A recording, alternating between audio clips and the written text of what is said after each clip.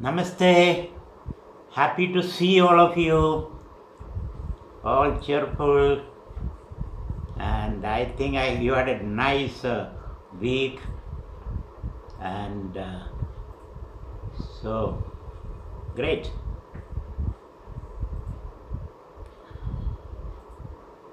So last week we talked about the Sthita Prajna, a person of steady wisdom. And who is a Sthita Prajna? Person of steady wisdom who is self-aware. That person is aware of his or her nature as pure blissful consciousness, and with that understanding he is active in the world. Activity and awareness. They are not two things. He is not trying to combine them. They are one and the same thing. An awareful person is very active. Others are reactive. And all his activity is to explore and express her potential as they interact with the world. The potential for health, happiness and love. We have seen all this. And this understanding is called Jnana Karma Sannyasa. So sannyasa we have seen is not giving up or giving in. We are not going to give up, nor are we giving in. Then what is sannyasa? Giving. So when you live in awareness, all your activities become a living enterprise. Giving enterprise. You keep on giving. And the more you give, the more you have. The less you give, the less you have. That's the idea. The more you give, the more you have. The less you give, the less you have. And this idea is called Jnana Karma Sannyasa. Jnana means awareness. Karma means activity, sannyasa means giving. And jnana, karma are the same phenomenon. They are not different. You are not combining. Not that morning you meditate, then you act. Or while you are a grahastha, you act, then you meditate. There is no division like that. One and the same thing. Which I call contemplative action or reflective action. The middle way, the third way, between foolhardiness and cowardice. If you are a coward, you run away. If you are foolhardy, you jump unnecessarily. There is a way between foolhardiness and cowardice, between fight and flight, between pravritti and nivritti. And the phrase used by Krishna in the Bhagavad Gita is karmani agarma darshanam. You are able to remain absolutely quiet where you are very active. Like the hub of a wheel. The wheel may go on, but the hub is stable.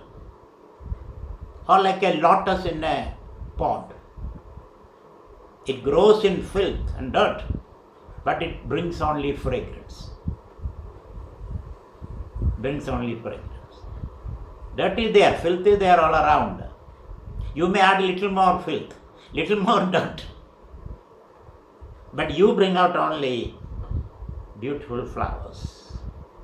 That is the third way we are talking about. The Madhyama Marga. And that is like a walking on the razor's edge. It is not an easy thing. It's a walking on the razor's edge. You cannot press too much, then your feet will be split into two pieces. Nor can you be very, very easy. You have to be very, very careful. That's why awareness becomes very important. So this is the path we are talking. So on one side you are aware of your supreme consciousness, that blissful consciousness. On another side, when you act as a body, mind, ego complex. What you call your prakriti. Prakriti stvam niyamshasi. It is the prakriti which acts. And all activities take place on the level of the prakriti. What is prakriti? Body, mind, ego complex. And when you act as a body, mind, ego complex, you act as part of the cosmic system. The family, the community, the ecosystem, the environment, the planetary constellation. All these are important for you. So when you act as part of a system, which is called devotion. Devotion not just crying and becoming emotional and sentimental. Devotion is an ability to act in tune with the rhythm of nature. What you call dharma or rhythm. Sanskrit also uses the word rhythm. So when you are able to step into the dance of the universe, then you are a devotee. But at the same time you have that awareness that I am that infinite consciousness. So you are both a devotee as well as a jnani. They are one and the same thing. And a yogi also. But when you act in rhythm with the nature, then you have a natural discipline. Nobody has to impose any discipline on you. Discipline becomes natural. So you are a yogi, you are a jnani, you are a bhakt, a devotee. All these things coalesce in you, in your self-expression. So that is the lifestyle that Bhagavad Gita recommends. Be a sthita prajna, be a gunadhita. Another word used. Go beyond the gunas and play with the gunas. So, and this is very exciting, isn't it? This is a very exciting lifestyle. This is a very fulfilling lifestyle. But why I am not able to do that? You are sold to this idea. You are very happy. There is a way out of this mess that we are living in now. There is a way out. Now why are we not able to walk that path? What is holding us down? What's the problem? This is what we are going to contemplate in this session. What is the problem? Where is the rotten egg, let us say? Let me put it that way. What's the problem? Who is pulling me down? And you all must have thought about that. Why I am not able to express my potential as I interact with the world?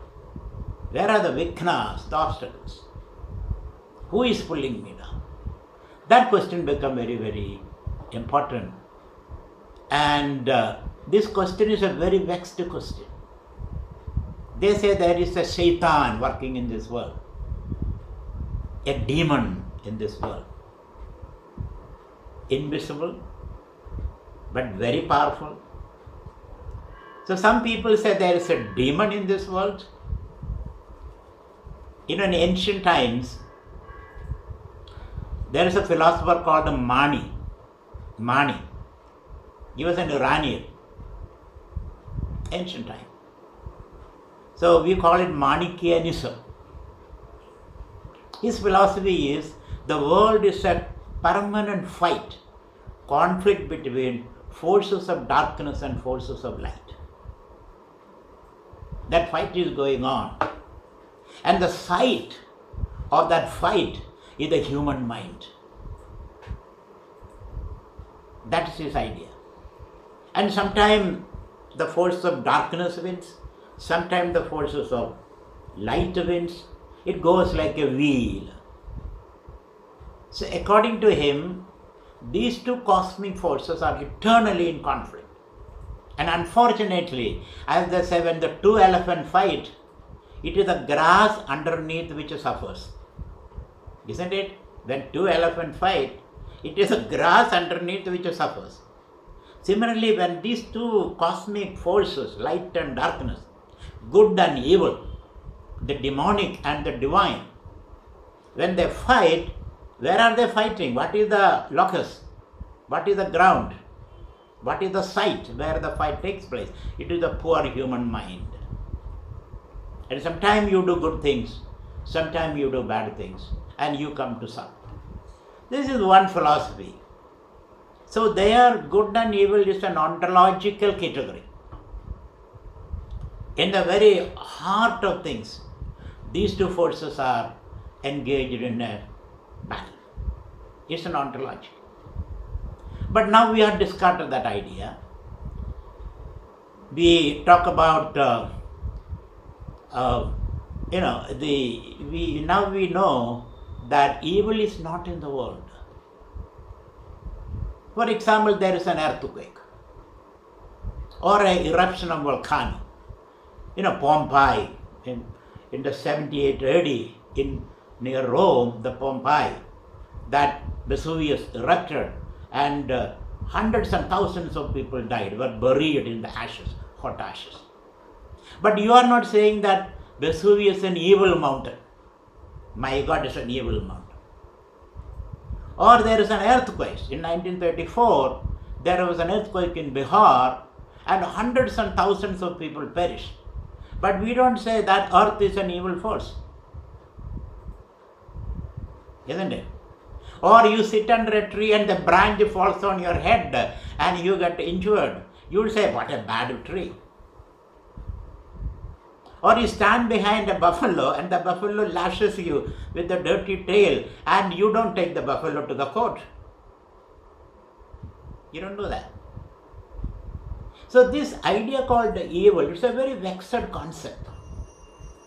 It has got, of course, moral, ethical, and jurisprudent dimensions to that. So I am going to reflect upon this phenomena of evil. Now we have almost all religions, all spiritual thoughts, except that evil is not an ontological category. Ontological category, in the very heart of existence, there is evil. That idea is not acceptable anymore. For example, let us take the Vedantic idea or the Western idea of God, or all these ideas we can take and analyze. So first of all, let us understand, evil is not an ontological category. It is not in the very heart of existence. It is a psychological category. It is a human category. We don't blame nature or animals. Even an animal, when a lion pounces upon a deer, you don't say the lion is bad. What an evil lion. You don't say that. Though there is some cruelty involved in that, but the lion has no other way of surviving. Lion is a non-vegetarian, isn't it? It cannot eat grass and survive. So there is no way of surviving. That is the way the world is constituted. As they say, that is the way the cookie crumbles. You cannot do anything about that. You don't blame the lion. But if you do that as a human being, then you will be blamed. If you pounce on another poor, hapless black man, then you will be punished for that. You cannot do that. Or a poor person, you exploit a poor person, then you will be punished. So therefore, I would say, evil is not in the heart of things. Evil is only in the human heart. And the word for evil in Sanskrit is papa. Papam. And for good deed, we call punya. Punya and papa. And the papa has been defined. Papa is defined as parobhagaram punyaya pabaya parapidanam. Papa is hurting the other for your benefit, personal benefit. It can be hurting nature, which we are doing collectively. All the corporates are doing that, government is doing that in the name of GDP growth. Corporates are doing that in the name of quarterly profit. Exploiting nature. Exploiting another human being. Enslaving people. Beating them. The blacks were enslaved. Now here, recently I heard, even the Irish people were sold as slaves. Even up to the 19th century, mid-19th century, Irish people were sold as slaves in America or the Caribbean countries. Indians were enslaved, indentured labor, and violence is happening in our homes. Women are violated, their respect, their dignity is violated, children are violated, animals are violated. So exploiting nature, exploiting animals, exploiting another weak, another person, all these are considered as papa, evil action. And we all are engaged in it, in various names. Either in the name of GDP growth, or in the name of science and technology, or in the name of profit, or in the name of that, he deserves that is his karma. We are exploiting people. This is called papa. Parobhagaram punyaya, papaya parapidana. And what is a good act? And I tell you, the good and bad acts are human definitions. We don't attribute to animals evil nature or to nature. Though when in 1934, when there was a huge earthquake in Bihar, Gandhi rhetorically said, Mahatma Gandhi rhetorically said that this is the result of exploiting Dalits in India or untouchability. The evil of untouchability manifested as the earthquake in Bihar. But in Bihar, the earthquake, even Dalits also perished. So it doesn't look that an idea of justice there. So we don't take an earthquake an evil act. We can say it's an act of God. But God cannot do an evil act. Is it not? So let us say good and evil is a human category, psychological category. And now let us, having understood this, let us dig deep into the idea of evil. What is it? We all are capable of doing evil things, that we know that. We are capable of hurting the other people. We are capable of kicking a dog or a cat, or throwing stones at frogs, let's say, or unnecessarily doing violence.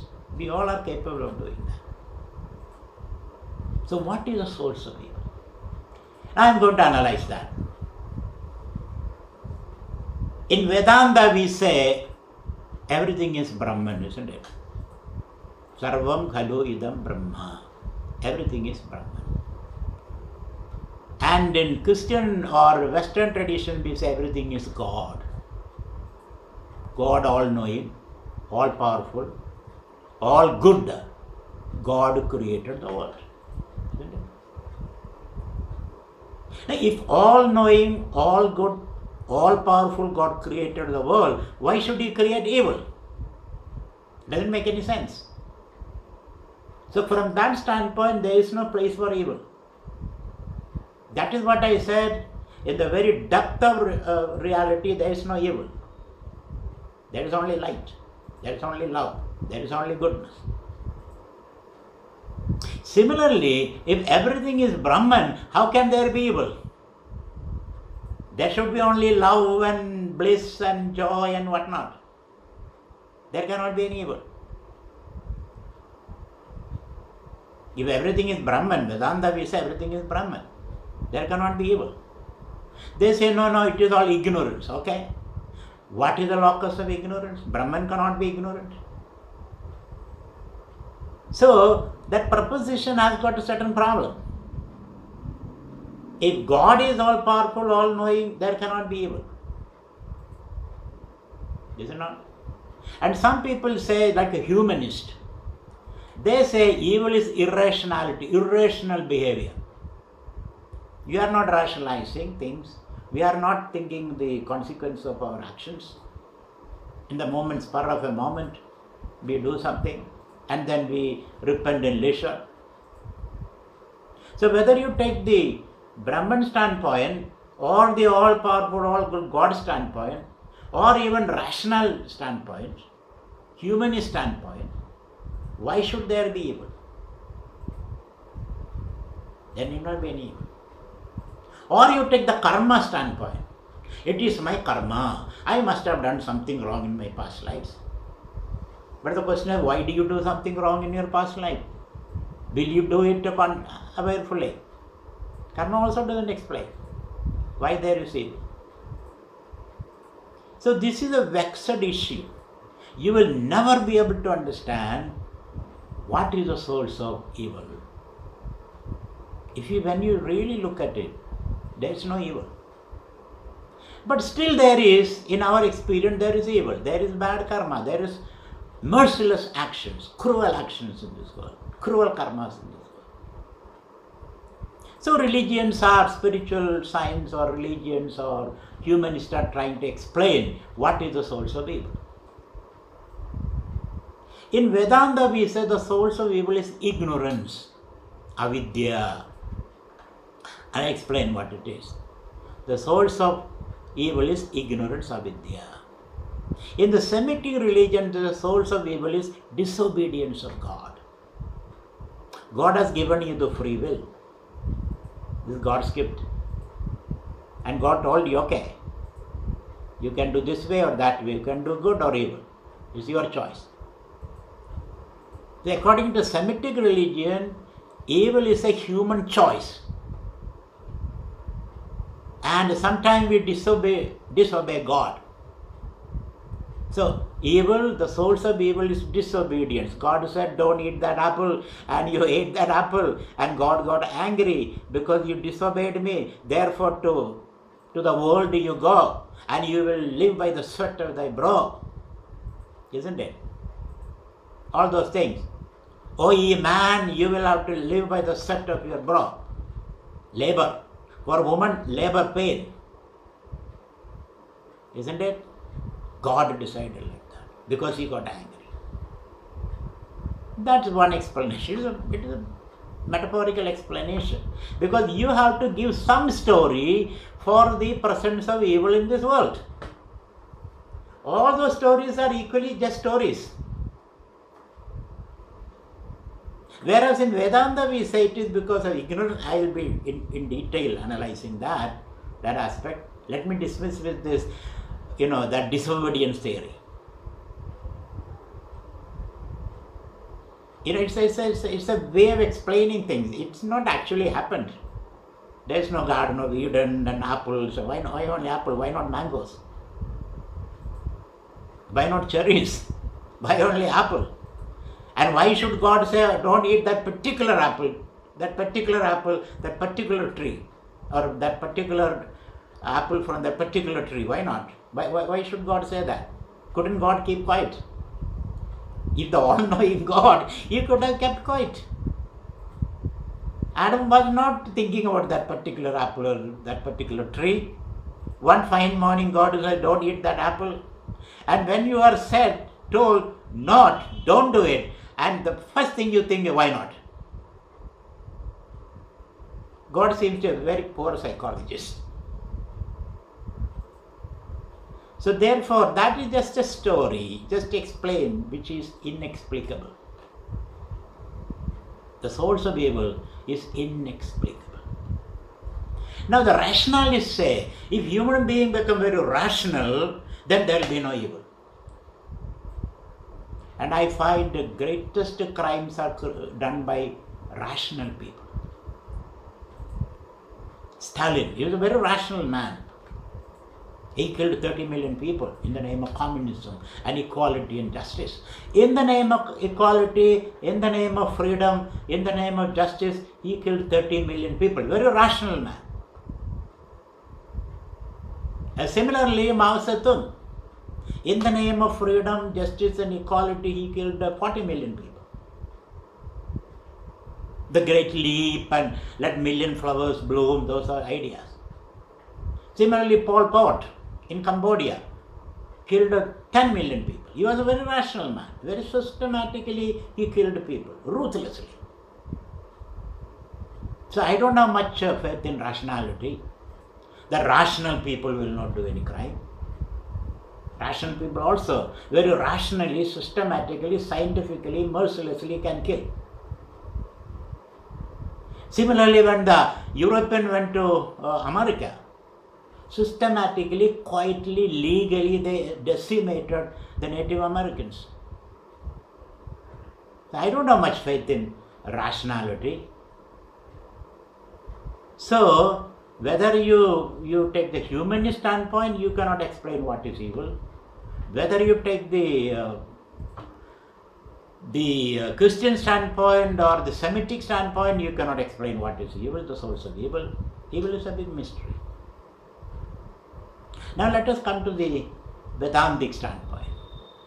What does Vedanta talk about evil? Vedanta says everything is Brahman, Sarvam Khalu Idam Brahma. And we, at least I am a Vedantin, I don't know whether you are Vedantins or not. I believe in Advaita. Advaita means everything is one. Everything one blissful consciousness, which I already stated. In that blissful consciousness, some disturbance arises and the world appears.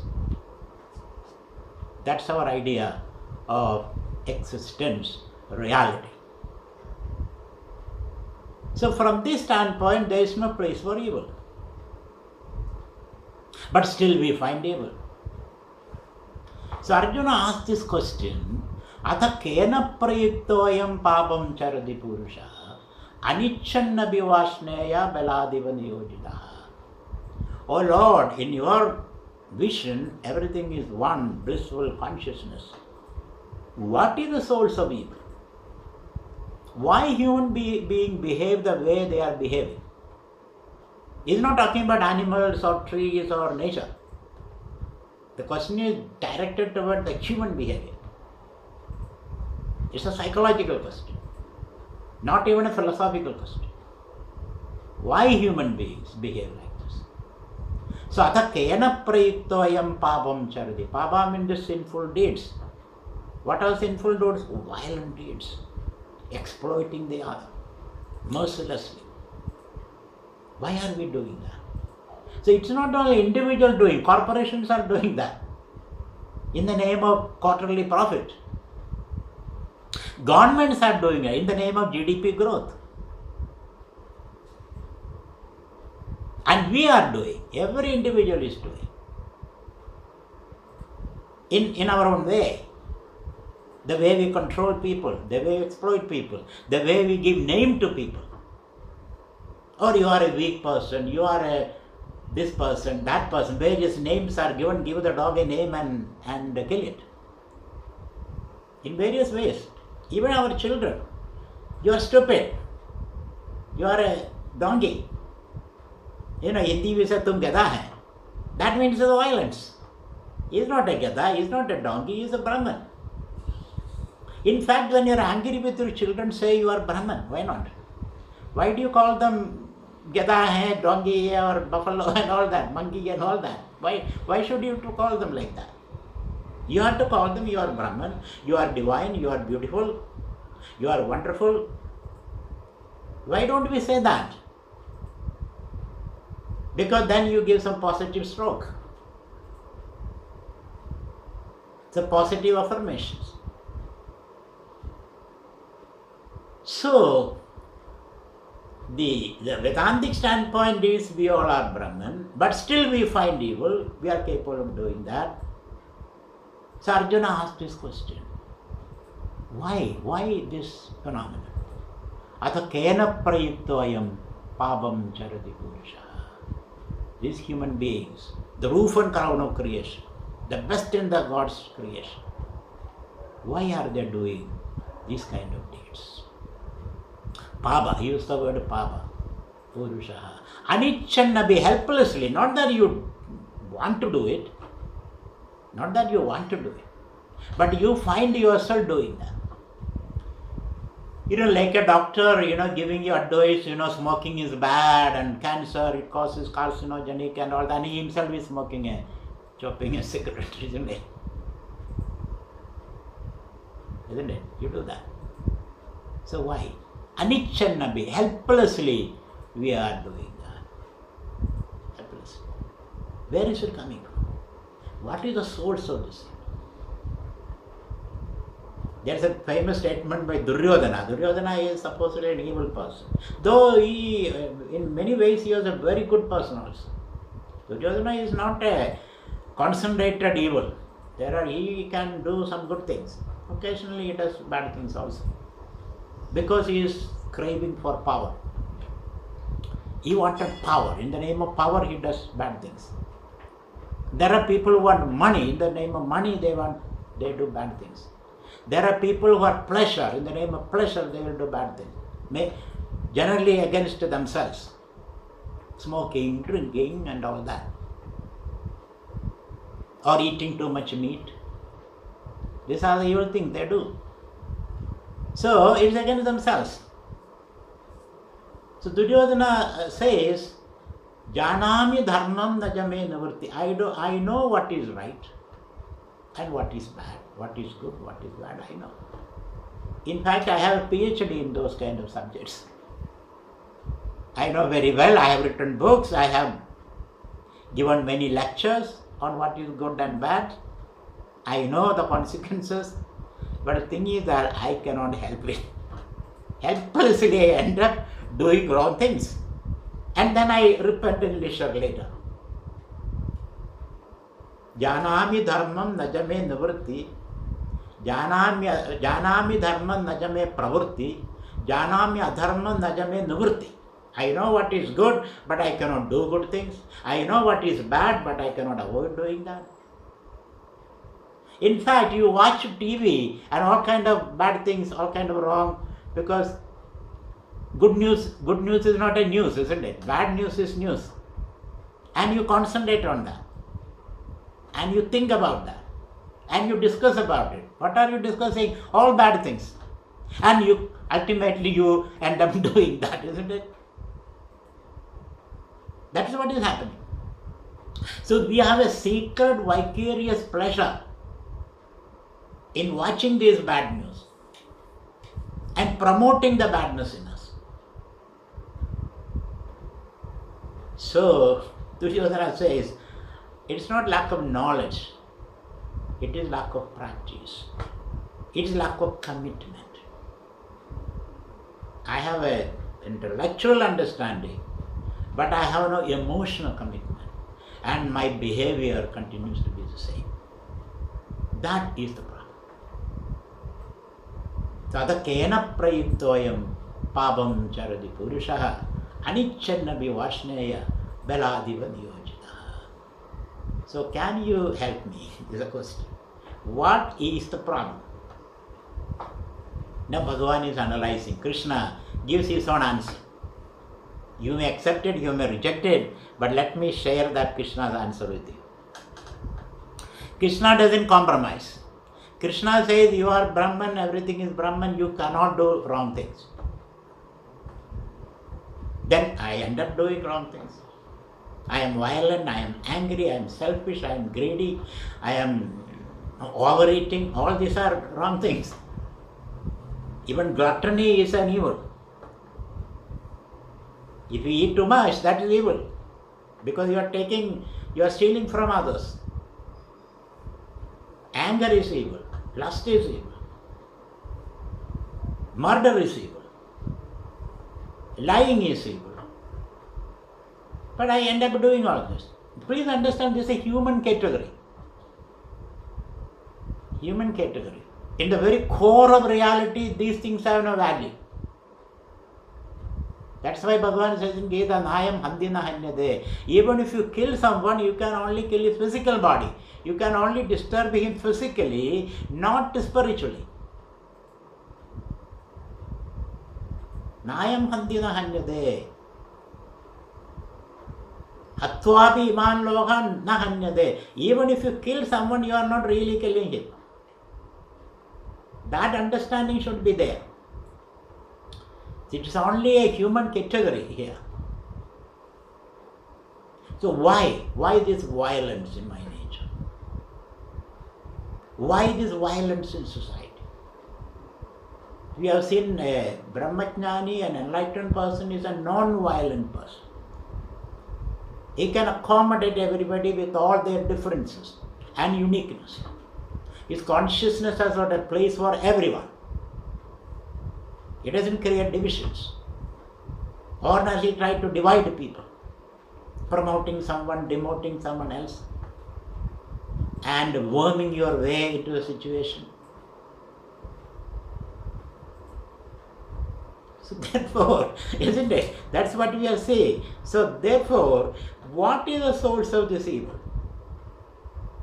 Krishna says, the source of evil is avidya, not knowing your nature. If you know your nature, you understand, I am happiness. Happiness is a vast space. Happiness has no doors or windows. It is like an ocean or space. But then ignoring that, which is called the meaning of avidya, we ignore that fact. Why we do that, nobody can. It's a mystery. It's a mystery. Beyond that you cannot go. You can only go up to there, intellectually or in terms of human understanding. Beyond that you cannot go. Because if we enter into the source of avidya, avidya disappears. Please understand that. It is something like you want to know what is darkness with a light on your head. You want to know what is darkness. The sun wants to know what is darkness. And from the east he goes to the west, then there is no darkness. Again he comes to the east, there is no darkness. Look at the mystery of that. Look at the irony of that. So if you want a causal explanation, the source of wrong deeds or papa, let me say that, is avidya. Avidya means you ignore your vastness, that I am that vast ocean of consciousness, and then you identify with the body, mind, ego complex. Then it becomes a dukkha space, a very limited space. Instead of thinking that body, mind, ego complex are an instrument, you identify with that. So you reduce yourself to the body, mind, ego complex space, which is called dukkha space. Du means limited space. So I reduce myself. From the vibhu, I become an anu. From the cosmic consciousness, I become an atomic consciousness. Let me put it that way. Vibhu become anu. Why I do that? Nobody can say. Maybe you are bored with being happy. I don't know why you do that. There is no reason, there is no rational explanation. Because the more we reflect on that, then we realize our nature. Isn't it? That classic example. You see a snake and you are scared. Then you bring light. Then there is no snake. Then you sit there and see what is the source of the snake, who put the snake there, who created the snake. Maybe the rock generated the snake. These are all meaningless enterprises. So you cannot go beyond ignorance. That's what we are doing when we go to deep sleep. You are in ignorance. Beyond that you cannot go. With your own thinking. Probably you need some divine help. Because the more you think about avidya, it's like falling into a tar pit. The more you try to come out of that, the more you plunge into it. So get over this avidya, you may require some divine help, which will be the topic of my next talk. So the source is avidya. Avidya means ignoring the totality and focusing on the limited thing. Avidya. From avidya comes kama. So Krishna's answer is kama esha krodha esha rajoguna samudbhava.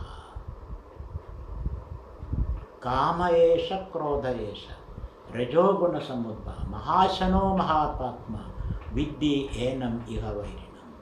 Now you have to look into yourself. Because source of evil is your heart. Nowhere else there is evil. It is in the human discourse. It is a human which is the source of that. Not even coronavirus. Coronavirus is a beautiful thing. It has been there, it will be there, it will come in different mutations, different incarnations, it will appear. You rather try to live with it. Build your immunity. So the corona will not attack you. So therefore, ignorance. And from ignorance, so what is the experience of ignorance? How do you experience it? I am unhappy. That is the experience of ignorance. I am unhappy. And when you are unhappy, you cannot settle with that situation. It is a very unsettling experience. I am unhappy, I am mortal, I am limited, I am nothing, I am a woe. Isn't it? These are the experience of that ego. And I ask you, are you happy? Okay, so you have an answer for that. You will be start blabbering, isn't it? Are you happy? You are not able to answer that. Do you have plenty of money in the bank? I am sorry, Swamiji, I have plenty of money in the bank. Are your children educated and settled and married and all that? Yes.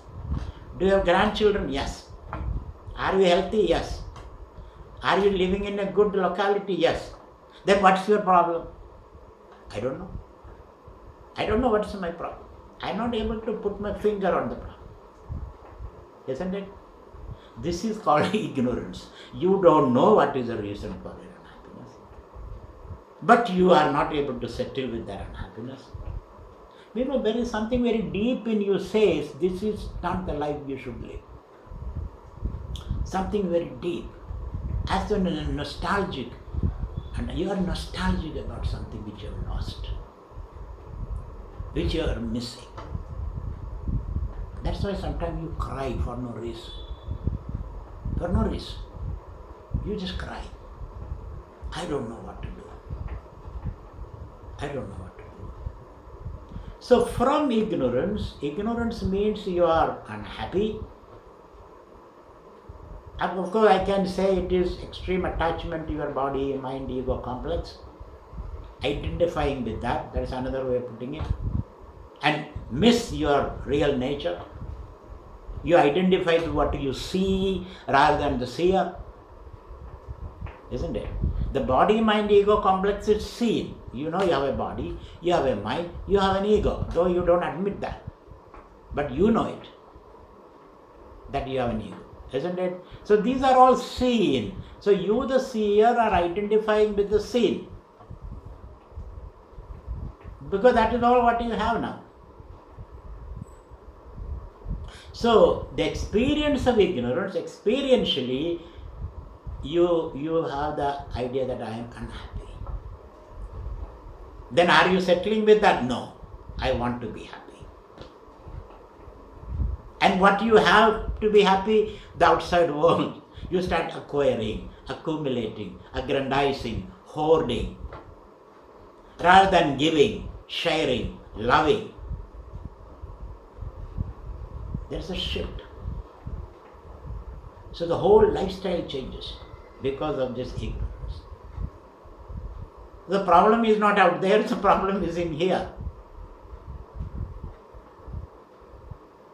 So, Bhagavan says, Kama esha krodha esha.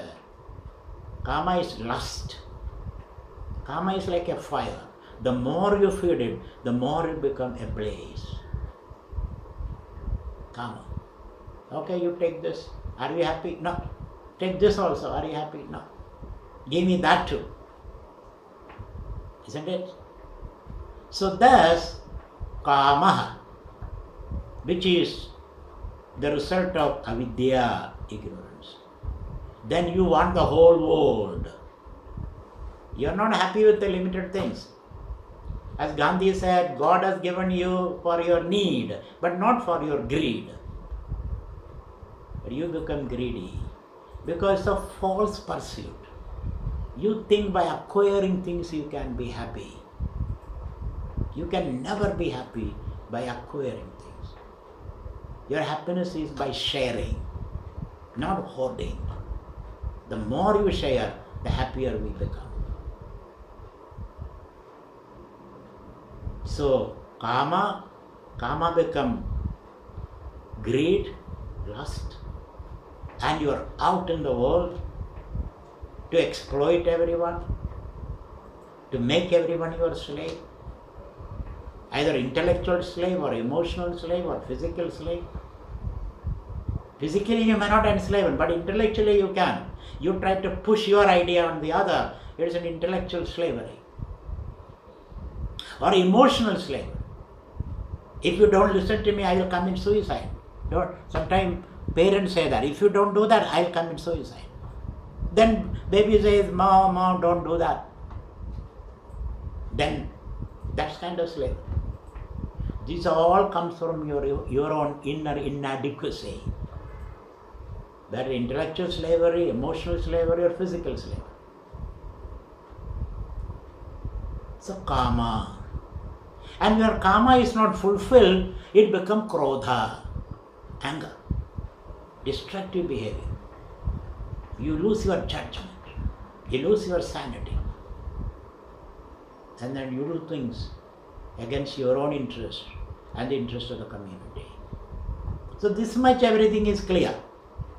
But if you ask me further what is the source of avidya, I put my hands up. Why avidya? Because ignorance cannot be in Brahman, and there is only Brahman. Some people say ignorance is in the human heart, but human heart is the result of ignorance, not the cause of ignorance. So there the reasoning end there. There we must become humble. When you are humble, you get insight into the whole. But we are still trying to put the string of thought into to know the reality, to measure the reality. So kama esha, krodha esha. Now Bhagavan put a spin to that. Rajo guna samudbhavaha, he says.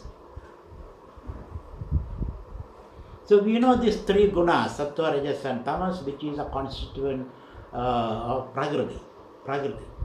The drishya prapancha, the seen world. The seen world is made up of sattva, rajas and tamas. What does tamas do? Tamas is covering the truth. Like a patch of cloud can cover the sun from your perception. Similarly, tamas covers the truth, covering your intellect. And then rajas become active. So tamas makes you feel you are not okay. And then rajas comes into play. He says, okay, I will make you okay. Kill that person, steal that thing. So, kama esha, krodha esha, rajo guna samudbhavaha, mahashano mahapatma vidyena miha vairinam. Rajo guna samudbhavaha. Rajas cannot act alone. Rajas needs the support of tamas. Tamas first gives you a story. Like a salesman. He gives you a story. You know, if you don't use this toothpaste, all your teeth will fall. Nobody wants their teeth to fall. Then you buy that particular product, isn't it? So similarly, tamas makes you feel disquiet or unhappy or I'm not okay, that feeling. Then the rajas comes into play, and the rajas makes you active. You go out into the world and destroy the world in the process of changing it or whatever. So, rajoguna samudbhavaha. And they also say the rajas increases in you by wrong eating, wrong diet. I don't want to go into that field at this point, but I am giving you a hint. Why this rajas in you? Because the way you eat, too much eating, yukta ahara viharasya, yukta cheshtasya karmasu, yukta sapna bodhasya, yogo bhavati dukkaha. You must eat right. You must sleep enough. You must exercise. You must do your duties. Then alone you can keep the rajas under control. Rajas is a necessary instrument, but it's a very dangerous instrument. It's like a knife. You can cut a human being or cut your vegetables with that. It's like fire. Rajas. You have to keep it under control. And control can come only when you improve the sattva. Sattva retreats. Sattva has to be brought into the forefront. So eating is very important. What do you eat through the mouth and through the sense organs are very, very important. So, kama esha krodha esha rajoguna samudbhava mahashano mahapatma. This kama is a great eater. It takes away your peace of mind, your dignity, your self-respect, your self-confidence. Mahashanaha, mahapatma, and make you do all kind of wrong things against your own interest, against the interest of nature. Now, how does this karma operate in you? How does this avidya operates in you? What are the places sitting where avidya is doing its mischievous work? Bhagavan says,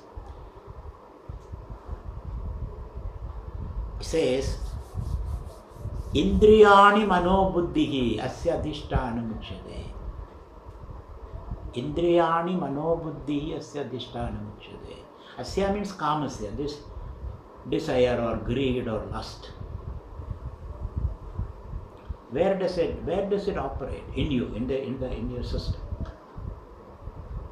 Indriyani mano buddhi. First it attacks the buddhi, your decision making power, your judgment, your cognitive faculty. It's like a virus. The vidya is like a virus. It's something, it is there, it is not there. That's the definition of vidya. Is it there? Yes. Is it truly there? It's not. It's like this virus. Vanishingly small, isn't it? Tilak's phrase I am using here. Vanishingly small. It is just an RNA, not even a DNA. It has no life, but it is there. So, first it attacks the intellect. It gives you a wrong story and intellect believes it. What is the wrong story? You are a miserable wretch. You are an unhappy person. And you are sold into that. So, the metaphor given is, it's like the sun covered from your view by a little bit of cloud. A patch of cloud is enough to cover the sun from your view. It is your problem, not the sun's problem. The intellect. So first it comes and attacks the intellect and takes possession of the intellect, controls the intellect. Indriyani mano buddhihi. And from the buddhi, it attacks the mind, emotions. They are emotionally disturbed. You see wrong things. So your emotion is attacked. In love, your love becomes hate. Your compassion becomes cruelty. The emotions. We should understand all this, the various stages in which the avidya operate. Then you start seeing wrong things. Your sense organs are affected. The same person whom you loved become an object of hate. Isn't it? Same person. Earlier you saw a lot of beauty in that person or in that thing. Now you see only ugliness. So your sense organs are affected. So indriyani mano buddhihi asya adhishthana muchyate. Then you are deluded about the world. He is my enemy, he is my friend. He is coming to destroy me. So you are deluded about the world. And then the organs of action start behaving that way. See how it operates. Intellect, emotion, sense organs, so you don't see things properly, and then you process things wrongly, and then the reaction comes. Then you take a weapon and hit the other. Low tech and high concept, as they say. Technology is low, but concept is high. So you take a plane and hit the Twin Tower and kill 3,000 people. Very rationally, very systematically, very coolly, very logically. All your logic, your emotion, your power, everything is used to destroy yourself and the other. So, look at the way it operates. The buddhi, emotion, sense organs, and organs of action, processing information wrongly, processing the data wrongly, and wrong conclusions. This is what happens. Now you know what are the location where this avidya is functioning, isn't it? It's very difficult to, you should know where the enemy is situated, the locus of the enemy. Then alone you can attack it. You are not happy, you are fully infected now. The coronavirus has completely attacked you. Now where will I start? Where will I start? Now Bhagavan says the going back, rolling back, coming home. You have moved away from the center and you are out in the wilderness, lost, attacked by wild animals. Where do I start? First become aware. There is a problem. You sit down a little bit. Pause a little bit. Something is wrong, pause. Isn't it? You take a wrong turn and drive efficiently. What are you doing? You've taken a wrong turn, wrong exit, and driving very efficiently. And you see strange landscape. Then you stop, pause, ask someone. That someone is your guru, I tell you. Ask someone, where am I? Where is this place? Or you can say GSP or GPS, not GPS. Consult your GPS. So, okay, I'm not going into that. So Bhagavan says, how do I come back? How do the homecoming? Same way. The same way you have gone downstream, you have to go upstream. Same way, turn.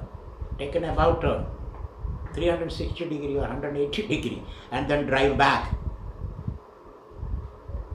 So he says, Indriyani paranyahuhu indriyebhya param manaha manasastu para buddhi buddhehe paradastu saha.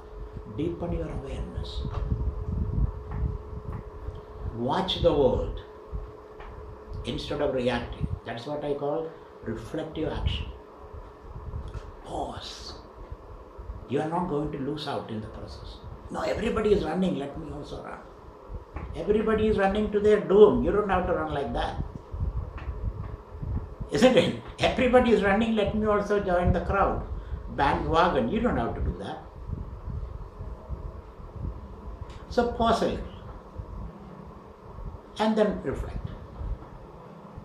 Then you understand that the world is constantly changing, there is no happiness in the world, I cannot get my happiness or identity or knowledge from the world. I just watch. So you are able to do the viveka, what you essentially need, what you don't need. You don't have to carry the whole burden. You pick up only what is necessary. Similarly, watch your own sense organ, how it is acting. Watch your own body. Because sense organs are all fixed in the body. Watch your own body, your body sensation. Indriyani paranyahuhu indriyebhya param manaha. So if you control your sense organs, the world cannot affect you. And to control the sense organs, you have to control your mind. To control the mind, you have to have a new understanding in the buddhi. There is a cognitive shift, there is an emotional investment, and there is a behavioral change. All the three levels you have to work. Because you are driven efficiently the wrong way. Now you have to come back. Same way you have to come back. So, this is what you have to do. Evam buddhe param buddhva samstabhyatmanam atmana jishatrum mahabaho kamarupam durasudam. You alone can solve this problem. Nobody else can solve this problem. So how do I do that? I am trying. Though I am trying, it doesn't produce much result. As I told you, Uddhared atmanatmanam natmanam avasadayed atmanyevatmano benduhu atmeva ruvaratmana. You are your own friend, you are your own enemy. You have to lift yourself by your own bootstraps. But the more I try, the more I become miserable. I feel as though I have fallen into a tar pit, as I told you. I am not able to control my anger, I am not able to control my emotions. And my intellect is, because I have read a lot, so intellect is creating so much problem in me. I don't know where to look. The more I try, the more confused I become. So your next question is that I can take one step, but can I get some help? Not from my uncle or my parents or my psychologist, because they all have their own problems. I'm sorry, Sunil, psychologist. So what I'm saying is, we all have our own problems. We need some divine help. Some higher energy has to flow into this dysfunctional system. Ordinary energy is not sufficient. Ordinary solutions are not going to work. I need some higher energy. We have to invoke that. Is that possible? Is there a dimension like that? Is there a dimension beyond the infrastructure in which I am operating? That is the question I'll be dealing next time. And I give you a positive answer. There is a higher dimension to which we can plug in and change the whole equation in which we are operating. And for that we need humility. We need to be a little humble, more reflectivity. So how do we, what is that higher dimension to overcome this ego? In my mind, when I overcome in my mind, then I can contribute to the world. Then I have the moral stature to talk to the world, to talk to the other people. At this point, I don't have the moral stature. I am a hypocrite. I pretend I am good, but actually I am not that good. So that we will be seeing, how do we invoke the higher energy. That will be my talk next class. So thank you very much. Hari Om, and have a nice week ahead for you, and we'll see you next week, Saturday at this time. And tomorrow for meditation. Thank you once again.